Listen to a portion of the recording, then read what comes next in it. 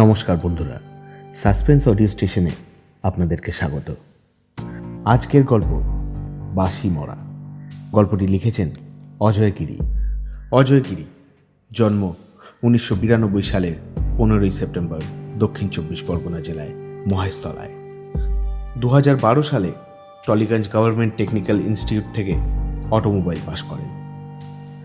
বর্তমানে national institute of solar এনার্জির অন্তর্গত এক সৌর বন্ধু হিসাবে সুইচ অন ফাউন্ডেশনের সদস্য। আজকের গল্পটি শুনলে আপনাদের নানান জনের নানান ধরনের অনুভূতি হতে পারে। যারা আমাদের পছন্দ করেন, যারা আমাদের শুনছেন, অনেকেই আছেন যারা সাবস্ক্রাইব করেছেন, বা অনেকেই আছেন সাবস্ক্রাইব কিভাবে করতে হয় সেটা বুঝতে পারছেন না। তারা প্লিজ ইউটিউবে গিয়ে টাইপ করুন সাসপেন্স অডিও স্টেশন, তারপরে চ্যানেলে প্রবেশ করে লাল রঙের সাবস্ক্রাইব লেখা বাটনটি প্রেস করে দিন। ধন্যবাদ, শুনতে থাকুন।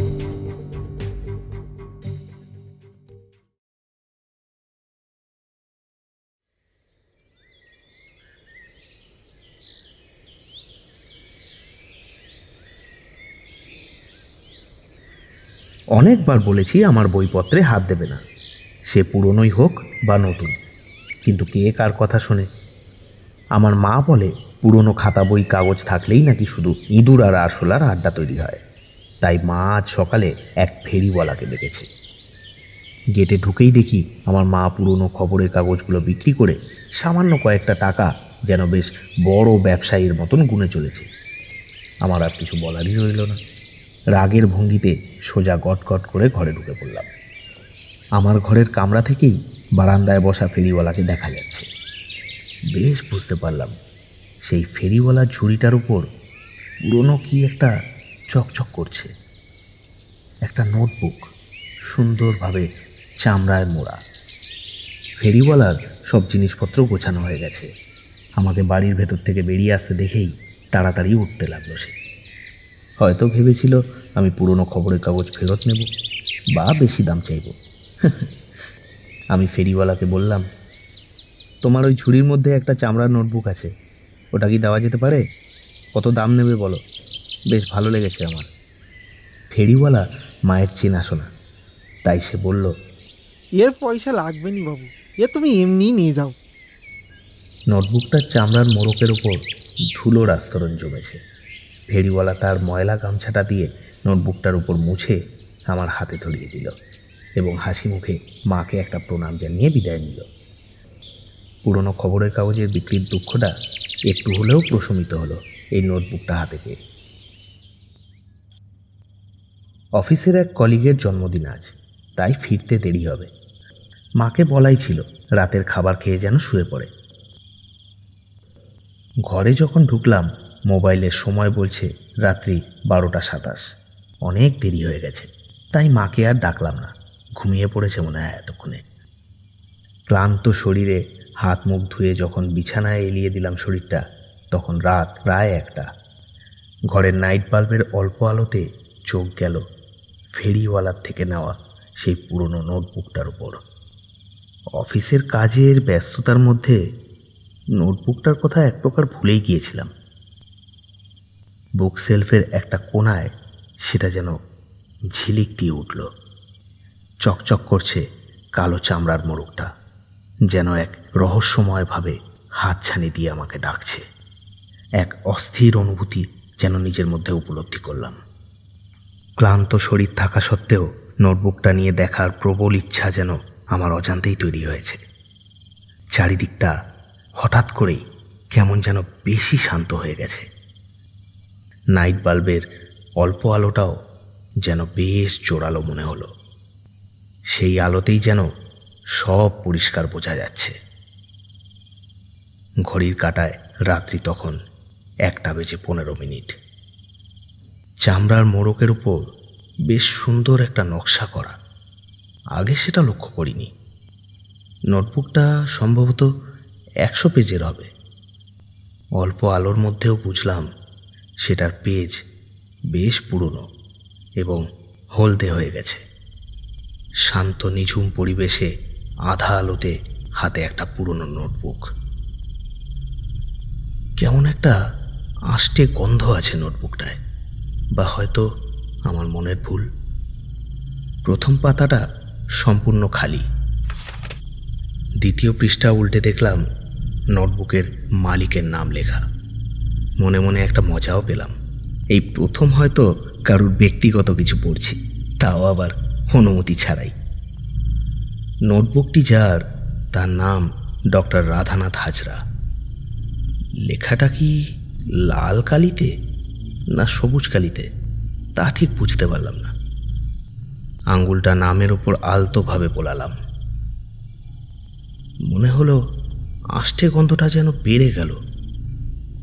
বেশ সুন্দর হাতের লেখায় লেখা ডক্টর রাধানাথ হাজরা।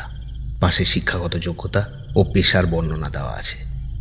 কলকাতার বিখ্যাত মেডিকেল কলেজ সেন্ট রবিন থেকে MBBS পাশ করেছেন এবং সেখানেই জুনিয়র রেসিডেন্ট ডাক্তার হিসেবে নিযুক্ত আছেন। এই সমস্ত বর্ণনার ঠিক নিচে কিছুটা বিদকুটে ধরনের ছবি আঁকা, সম্ভবত কালি পেনে।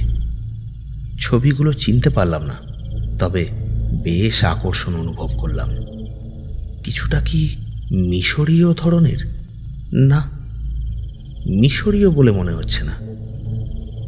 পরিচিত ইতিহাসের বইয়ে যেরকম গুহা চিত্রের ছবি আমরা দেখতে পাই, কিছুটা সেই ধরনের। ইতিহাসের বিষয় বা এই ধরনের ছবি নিয়ে বিশেষ কোনো জ্ঞান নেই, তাই বৃথা বোঝার চেষ্টা না করে উদ্যত হলাম পরের পেজটা খোলার জন্য। তৃতীয় পৃষ্ঠাটা খুলতেই ইন্ডেক্স বা সূচিপত্রে দেখতে পেলাম 1, 2, 3, 4 করে 4টে লাইনে 4 জনের নাম লেখা। প্রথমটা ডাক্তার সন্ধ্যা হাজরা, দ্বিতীয়টা ডাক্তার নিমাই প্রামাণিক, তৃতীয় প্রভাত শিকদার ও চতুর্থ লাইনে লাবণী শিকদার। নামগুলো পড়তেই অনুভব করলাম আষ্টে গন্ধটা যেন প্রবলভাবে বেড়েছে, একটা দম বন্ধ হওয়া গুমোট ভাব। জানালাটা তো পুরোটাই খোলা, এমন তো হওয়ার কথা নয়। গলাটা যেন শুকিয়ে আসছে। পাশের টেবিলে রাখা জলের বোতল থেকে ঢকঢক করে কিছুটা জল গলায় ঢেলে নিলাম। মনে মনে ভাবলাম জন্মদিনের খাওয়াটা হয়তো একটু বেশি হয়ে গেছে, আজ বরং নোটবুকটা থাক। কাল রবিবার, কাল দেখা যাবে কোন। সেটা বন্ধ করে টেবিলের ওপর রাখতেই বাইরে চায়ের দোকানের পাশে রাস্তার কুকুরটা কেঁদে উঠল। কুকুরটা পোষাই বলা চলে। এই কুকুরের গলার আওয়াজ আমার চেনা, তাকে খেতে দেই প্রতিদিন। কিন্তু মনে পড়ল গত পরশুই তো কোনো ট্রাক তার শরীরটাকে থেতলে দিয়ে গেছে। তাহলে এটা কি অন্য কুকুর হবে? হয়তো। আষ্টে গন্ধটা অনেকটা কমেছে, পরিবেশটা আবার চেনা ছন্দে ফিরেছে। ক্লান্ত শরীর আর ধরে রাখতে পারলাম না, পুরোপুরি এলিয়ে দিলাম নরম বিছানার উপর। পরের দিন সকালে কিছু সাময়িক কাজকর্ম সারার পর দুপুরে মাংসর ঝোল সহযোগে এক থালা ভাত সম্পন্ন করে সবে ঘুমানোর পরিকল্পনা করছি, এমন সময় হঠাৎ সেই নোটবুকটার কথা মনে পড়ল। কাছে গিয়ে সেটা হাতে তুলে নিলাম। এই প্রথম ভালো করে দেখলাম চামড়ার মোড়কটা। কালো চামড়ার মোড়কের ওপর নকশাটা যেন একটা শিয়াল বা কুকুরের মাথার মতো দেখাচ্ছে। কালো চামড়ার মোড়কটা পুরাতন হলেও এখনো বেশ সাবলীল, তবে পুরাতনের ছাপ স্পষ্ট। দুপুরের আলোতে দেখলাম লেখাগুলো পুরনো হয়ে গেলেও বেশ চকচক করছে। হয়তো মনের আকর্ষণের জন্যই এই চকচক শব্দটা ব্যবহার করলাম। নোটবুকের মালিকের নামটা আজ ভালো করে দেখলাম। বুঝতে অসুবিধা হলো না, এটা লাল রঙের, তবে এটা কোনো কালি বা ফাউন্টেন পেনে লেখা নয়। লেখা হয়েছে রক্ত দিয়ে, ডাক্তার রাধানাথ হাজরা। নামটা আবছা হয়ে গেলেও একটা উজ্জ্বল ধারায় আমার মনের ভেতরে একটা প্রকাশ ঘটাচ্ছে।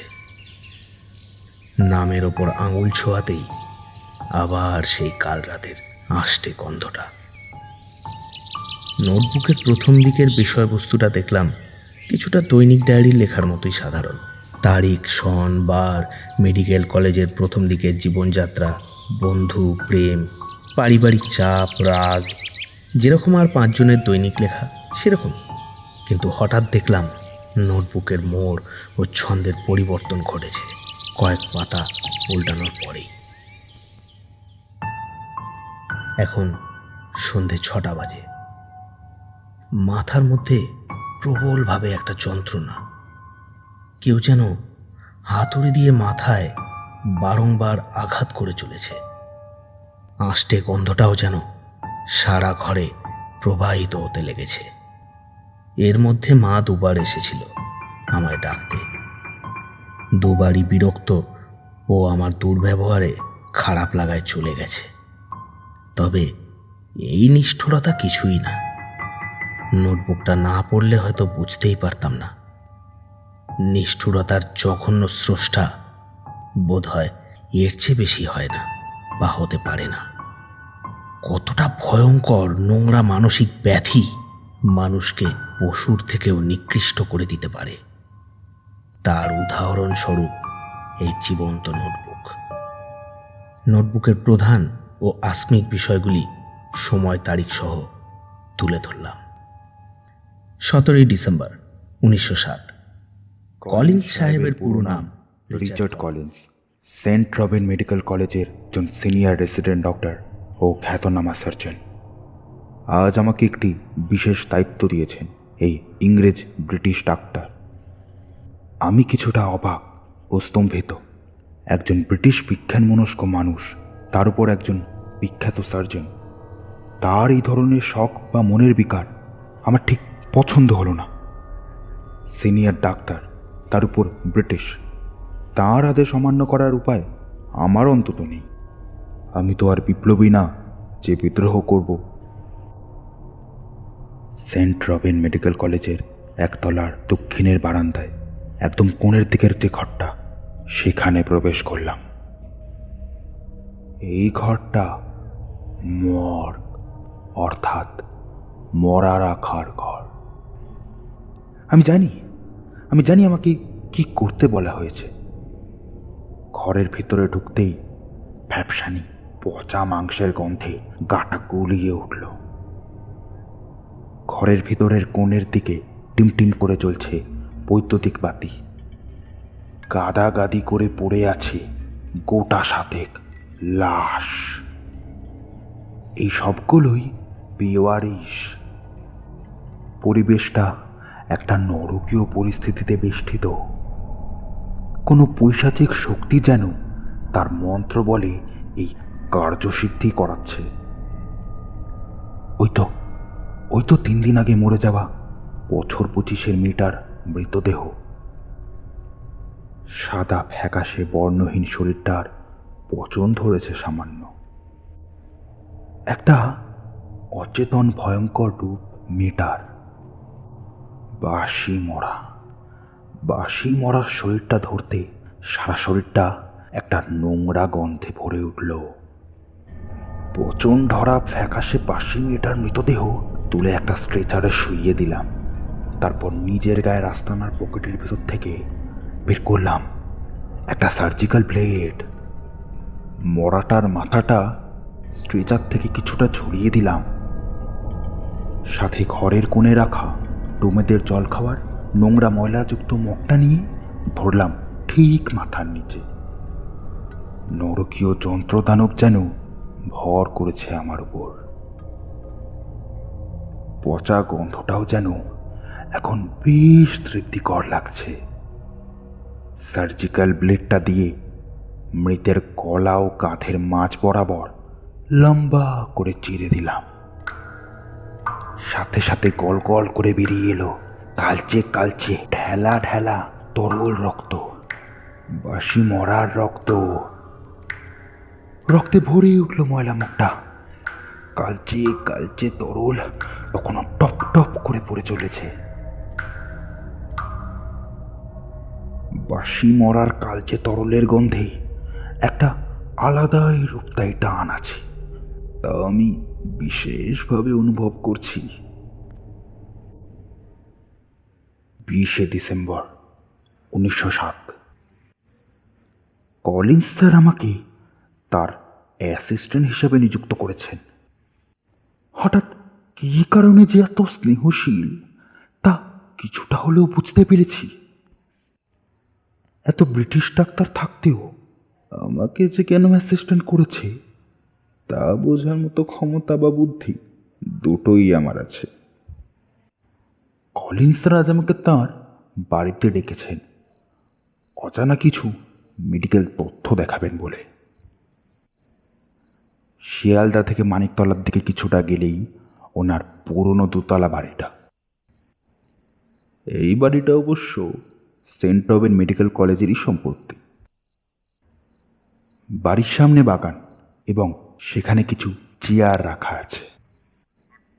বাগানের লনে কিছু আম, জাম, নিম ও কিছু ফুল গাছ দেখতে পেলাম। বাগানের এক কোণে গাছে জল দেওয়ার একটা পাত্র ও মাটি কোপানোর কিছু সামগ্রী চোখে পড়ল। আরও চোখে পড়ল কয়েক জায়গায় বিস্তর মাটি কোপানো এবং সেখানে চারা গাছও বসানো হয়েছে। বিকেল 5টা হবে। অল্প আলো আছে, আবার আলো নেই বললেও চলে। বাগান থেকে সরাসরি 50 মিটারের মধ্যে ওনার বাড়িটা। এইবারে ডিসেম্বরের শীতটা জাঁকিয়ে পড়েছে। অল্প আলোতেও দেখতে পেলাম কলিন সাহেব পায়চারি করছেন একতলার লম্বা বারান্দাটায়। পরনে কালো ভেড়া লোমের একটা কোট হাঁটু অব্দি ঝুলছে। আমার প্রতীক্ষায় ব্যাকুল হয়ে উঠেছেন। আমাকে দেখা মাত্রই কলিন সাহেবের চোখটা ঝিলিকতে উঠল। সঙ্গে সঙ্গে নিজের শারীরিক ভাষা বদলে গম্ভীরভাবে বললেন, Welcome, welcome, Dr. Hazra. Welcome. I was waiting for you. Come inside. বলে একতলার বসার ঘরে নিয়ে গেলেন। বাড়িটা বেশ পুরনো। কলিন সাহেব এখানে একাই থাকেন। পরিবারের বাকি সদস্যরা থাকেন আফ্রিকার কোনুতো দ্বীপের অঞ্চলে। এটা অবশ্য কলিন সাহেবের মুখ থেকেই শোনা। বাড়িটার এখানে ওখানে কিছুটা পলেস তারা খসে খসে গেছে, যেন খিলখিল করে হাসছে বাড়িটা। কলিন সাহেব একটা ফ্লাক্স থেকে গরম কফি একটা সাদা টিনের মগে ঢেলে আমাকে দিয়ে বললেন, ডক্টর হাজরা, তোমাকে আমার খুব ভালো লেগেছে। You are an Indian, but তাও তোমার মধ্যে একটা দুঃসাহসী মনোবল আমি দেখতে পাই। Yes, I can see that. আমি খুব পছন্দ করি এরকম মনোভাবে মানুষকে।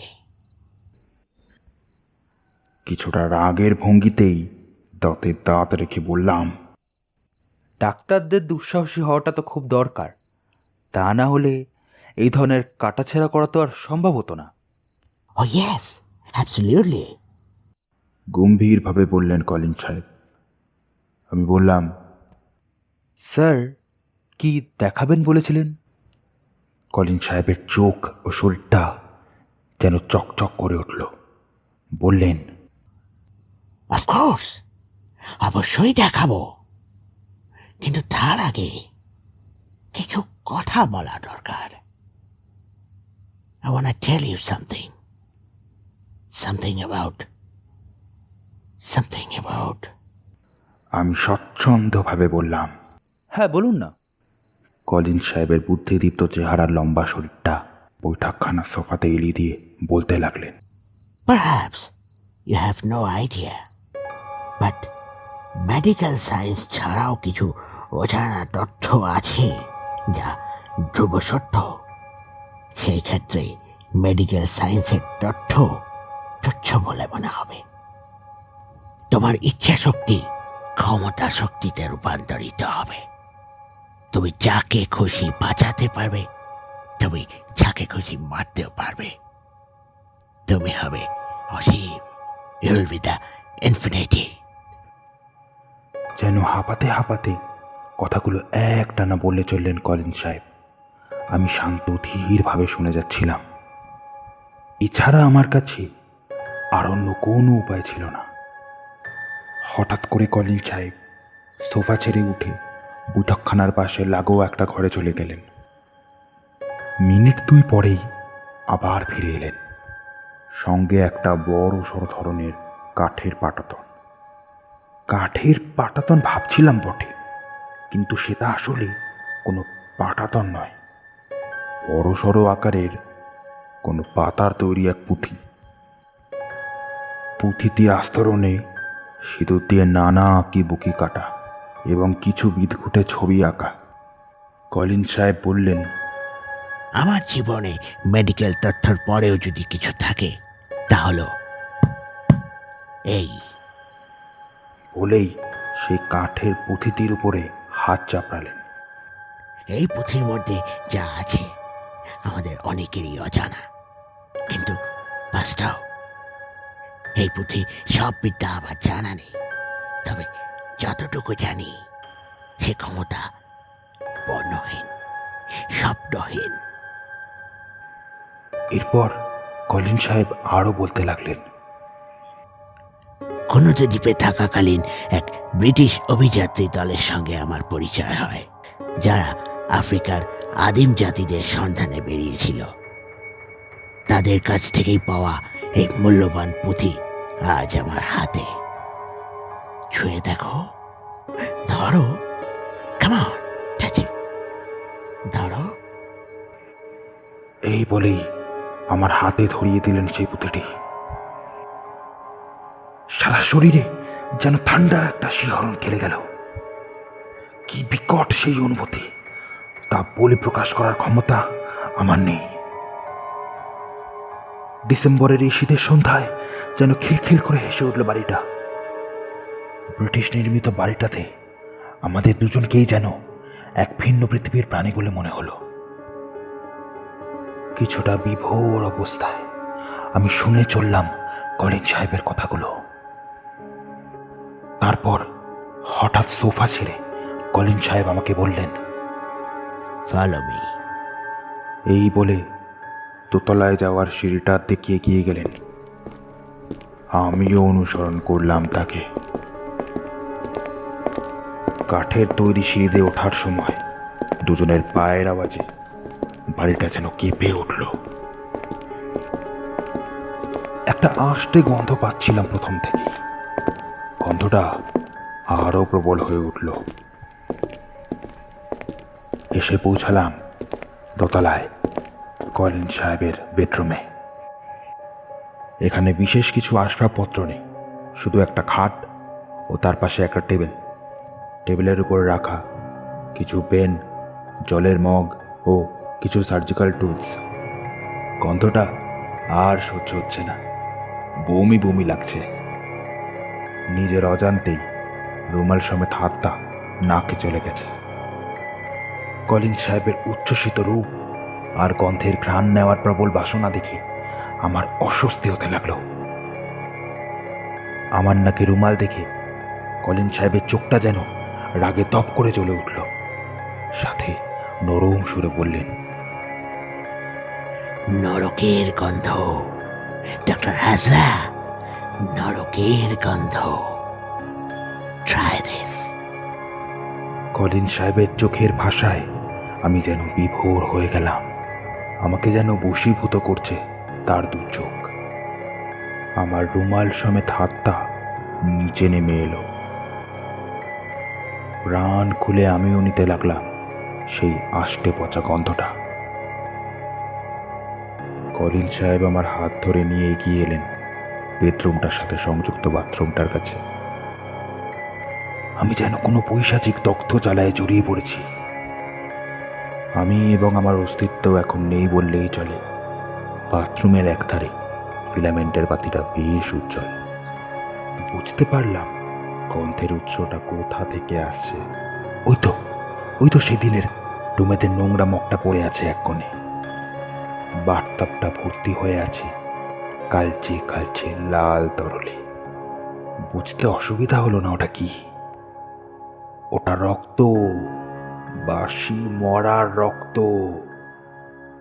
নিথরভাবে যন্ত্র মানবের মতো স্থির হয়ে রইলাম আমি। বুকের পাঁজরের একপাশে কিনকিন করছে কোনো এক পেন্ডুলামের ঘড়িতে সন্ধে 6টার ঘন্টা পড়ল। সাথে সাথে গর্জে উঠল কলিন সাহেবের গম্ভীর গলার স্বর। নারকীয় প্রসাদ, নারকীয় প্রসাদ গ্রহণ করো। কই, এসো, গ্রহণ করো। Try it. উচ্চস্বরে বুক কাঁপানো অট্ট হাসি।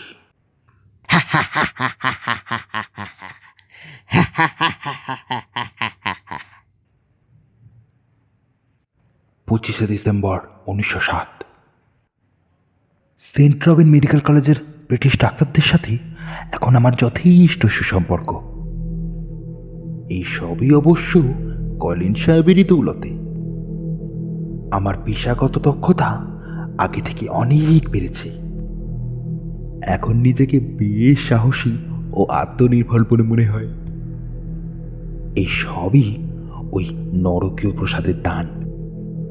গন্ধটা এখন যেন বেশ ভালো লাগে। একটা নেশা জাগানো অনুভূতি রয়েছে ওই কালচে লাল তরলে। বশীভূত করার অসীম ক্ষমতা যেন ওই তরলের। মর্গের বিভাগে দায়িত্বটা পেতে কোনো অসুবিধাই হয়নি। কলিন সাহেব সমস্ত ব্যবস্থা করে দিয়েছেন। বাসি মরার রক্তের অভ্যেসটা যেন নিজের ধমনীতে ধমনীতে প্রবাহিত হতে লেগেছে। কলিন সাহেবকে এখন যেন এক স্নেহশীল পিতার ন্যায় লাগে। এর মধ্যে অনেকবার গেছি কলিন সাহেবের বাড়িতে। প্রাণ ভরে নিয়েছে সেই তীব্র উত্তেজনাময় গন্ধ। ভাবনা চেতনার গলা টিপে কালচে পচা বাসি রক্তে স্নান করেছি প্রাণ ভরে। মুখ ডুবিয়ে পান করেছি সেই দুর্গন্ধযুক্ত তরল। ও, সে কি চরম তৃপ্তি, যা মুখের ভাষায় বর্ণনা করা যায় না। এই সুখের কাছে হাজার হাজার স্বর্ণ মুদ্রা, ধন রত্ন, ভোগ বিলাস সব তুচ্ছ। 5ই ফেব্রুয়ারি 1908। বছরের শুরুটা যে এরকম যাবে জানতাম না। হাসপাতালে মর্গের মরা কমতে শুরু করেছে। বেওয়ারিশ লাশ এখন প্রায় পাওয়াই যায় না। বেওয়ারিশ লাশ পাওয়া এখন খুবই কষ্টকর। এইভাবে নরকীয় প্রসাদের তৃপ্তি ছাড়া জীবন দুর্বিষহ হয়ে উঠল। মাথা ফেটে যেতে লাগলো যন্ত্রণায়। গলা শুকিয়ে কাঠ হয়ে গেল। বুকের ভিতরে চাওয়া পাওয়া শুধু একটাই, কালচে তরল। কাজে মন নেই, মাথার চুল উঠতে শুরু করেছে। বুকের ভিতর যেন প্রচণ্ড ব্যথা করে। খেতে ভালো লাগে না, শুতে ভালো লাগে না। এভাবে বাঁচা মরা প্রায় সমান হয়ে উঠেছে। মাঝে মধ্যেই মনে হতো সেন্ট রবিন হাসপাতালের রোগীগুলোর গলা কামড়ে চষে নি কিছুটা তরল। হোক না, হোক না টাটকা, স্বল্প হলেও তো মিটবে বুকের ভিতরের তীব্র যন্ত্রণা, মিটবে সেই অতৃপ্ত খিদের বাসনা। আমি যে মানসিক বিকারগ্রস্ত বা মানসিক ভারসাম্য হারাচ্ছি তা বেশ উপলব্ধি করতে পারছি। কলিন সাহেবেরও একই অবস্থা। ওনারও শরীর ভেঙে পড়েছে। শ্বেত বর্ণের লম্বাটে মুখে গালগুলো চুপসে ভিতরে ঢুকে গেছে। মাঝে মধ্যে ভুলভাল বকতেও শুনেছি। অবশেষে রাতের অন্ধকারে মেরে ফেলা রাস্তার কুকুর বিড়ালের রক্তে পিপাসা মিটিয়েছে। যেটুকু তৃপ্তি মেটানো যায় সেটুকুই সম্বল। উফ, এভাবে আর কতদিন? না না না, এভাবে হয় না। বাসি মরার পচা গালচে তরল লাগবেই। জীবন অতিষ্ঠ হয়ে উঠতে লাগলো। ভুলে গেলাম আমি কে, আমার উদ্দেশ্য কি। আমি কি সত্যিই একজন চিকিৎসক?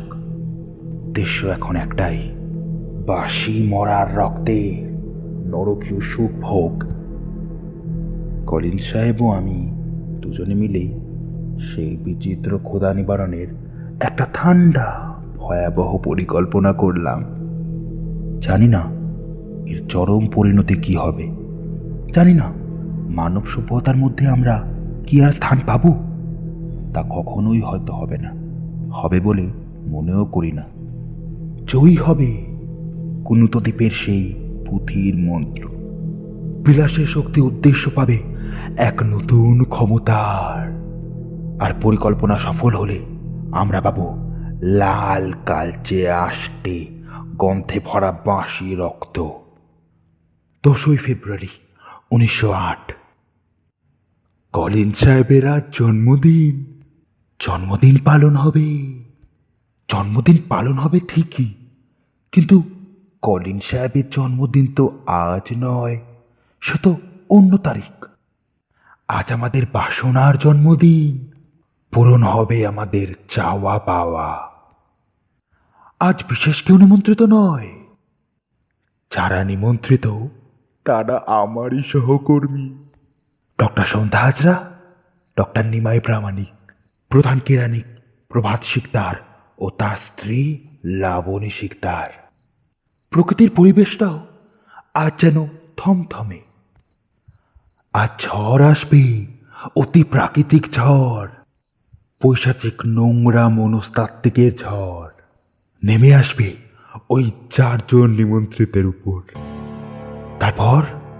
তারপর মিলবে নারকীয় সুগন্ধি প্রসাদ। পলেস্তারা খসা কলিন সাহেবের দোতলার বাড়ির একতলার চারদিকে জ্বলছে মোমবাতির আলো। তার সাথে জ্বলছে একতলায় থাকা ফিলামেন্টের সমস্ত বাতিগুলো। কলিন সাহেব কেক কাটছে। কি সুন্দর চেহারা খানি তার, উজ্জ্বল বর্ণের লম্বা পুরুষালী চেহারা তার। তৃপ্তির বাসনায় চুপসে যাওয়া গালের ভাঁজে ভাঁজে আজ এক অন্যরকম জলুস। হঠাৎ করে যেন মাথাটা খেলে গেল। কোনো এক নরকীয় শয়তান যেন এসে কানের সামনে ফিসফিস করে বলে গেল, ঝড়টা যদি 4 জনের উপর না এসে 5 জনের উপর আসে। মনের ভিতর নোংরা তীব্র একটা বাসনা চরম উত্তেজনায় নাড়া দিয়ে উঠল। কেক কাটার পর নরম পানীয় বানালাম সবার জন্য, তবে আমারটা ব্যতীত সবকটাতেই ডিসকোল 30 মিশালাম। সবাই চরম সুখে পান করল তৃপ্তি সহকারে। এ কোন নেশাগ্রস্ত রোগ বা পৈশাচিক মন্ত্র আমাকে এ করাচ্ছে তা আমার জানা নেই। বলা বাহুল্য, ডিসকোল 30 একটা মারাত্মক ধরনের বিষ, যা কলিন সাহেবই এনে দিয়েছিল ওই 4 জনের লীলাভব শেষ করতে। কিন্তু ওনার অজান্তেই যে সংখ্যায় বেড়ে গেছে তা ওনারও জানা নেই। কলিন সাহেবের সোফাগুলির ওপর এলিয়ে পড়ে আছে 4টে লাশ, এবং একটা মুখ থুবড়ে পড়ে আছে মেঝের ওপর। অবশ্যই বেপারিশ লাশ। আজ তাদের কোনো নাম নেই, ঠিকানা নেই। তাদের একটাই পরিচয়, একটাই, তারা কালচে তরলের উপকরণ। আজ নরকীয় তরলের উপকরণ জোগাড় হয়েছে। আমাকে কি জান করতে হবে? ও হ্যাঁ, প্রথমে এদের দেহ থেকে নিগড়ে নিতে হবে দেহের সবটুকু রক্ত। তারপর এদের নিয়ে যেতে হবে বাগানে, যেখানে নতুন চারা গাছ লাগানো হবে। বেশ, তাই হোক। নিজের মনেই অনুষ্ঠিত হতে লাগলো এক বীরত্বের অনুভূতি। সার্জিক্যাল প্লেট দিয়ে একটা লাশের গলা ও কাঁধের মাঝ বরাবর চিরে দিলাম। উফ, কি তৃপ্তি! সাথে সাথে নরকের সুখ নেমে এলো, আষ্টে গন্ধ তার সাথে। আমার গ্রাসনালী দিয়ে ঠক ঠক করে নামছে টাটকা লাল রক্ত, অকল্পনীয় সুখ। চিরতরে ভুলে যেতে ইচ্ছে হয় এই বাস্তব সত্যতা। সভ্যতায় বিকাশিত চেতনাতি, আষ্টে গন্ধ ও নোনতা স্বাদের লাল তরলকে প্রাণ ভরে পান করলাম এবং সারা শরীরে মেখে নিলাম। তারপর বাথটবে সংগ্রহ করতে শুরু করলাম। ব্যাস, এই পর্যন্তই। এরপর আর কিছুই লেখা নেই। জানি না নোটবুকটির মালিকের স্থায়ী ঠিকানা কি জানার কোনো ইচ্ছাও নেই এই রকম মানুষের ব্যাপারে। রাত্রি তখন 10টা হবে। মা খেতে দিয়েছেন দুপুরের মাংস ও 3টে রুটি। রুটি ছিঁড়ে ও মাংসের এক টুকরো মুখে পড়ার পর হঠাৎ যেন আঁশটে গন্ধটা প্রবলভাবে মনে হতে লাগলো। পুরো শরীরটা গুলিয়ে উঠে বমির উপক্রম হলো। মাথাটা আবার প্রবলভাবে যন্ত্রণা করতে শুরু করেছে। খাবারের টেবিল ছেড়ে তৎক্ষণাৎ উঠে পড়লাম। খাওয়ার ইচ্ছে বা খিদে কোনোটাই আর নেই। আমার মাও আমার সাথে উঠে পড়লেন টেবিল ছেড়ে। আমাকে কিছু ওষুধ এনে দিয়ে বললেন খেয়ে যেন শুয়ে পড়ি। আমি চলে এলাম আমার ঘরে। তখনও নোটবুকটি টেবিলের ওপরেই রাখা। নোটবুকের কালো চামড়ার মোড়কের আস্তরণটা আবার ঝিলিক দিয়ে চকচক করে উঠল। মন্ত্রমুগ্ধের মতো যেন আমায় হাতছানি দিয়ে ডাকতে লাগলো। অনিচ্ছা সত্ত্বেও নোটবুকটির কাছে গিয়ে সেটা হাতে তুলে নিলাম। এখন আর আষ্টে গন্ধে অস্বস্তি হচ্ছে না, বরং চরম তৃপ্তিদায়ক অনুভব হচ্ছে। যন্ত্র মানুষের মতো অজানা কোনো শক্তি ভর করলো আমার ওপর। নোটবুকটা খুলে লেখার ওপর জিভ দিয়ে চাটতে লাগলাম। হ্যাঁ, আমি জানি এগুলো সেই পচা রক্ত দিয়ে লেখা, কিন্তু কি করি? এখন আমারও যে চাই এই নরকীয় প্রসাদ।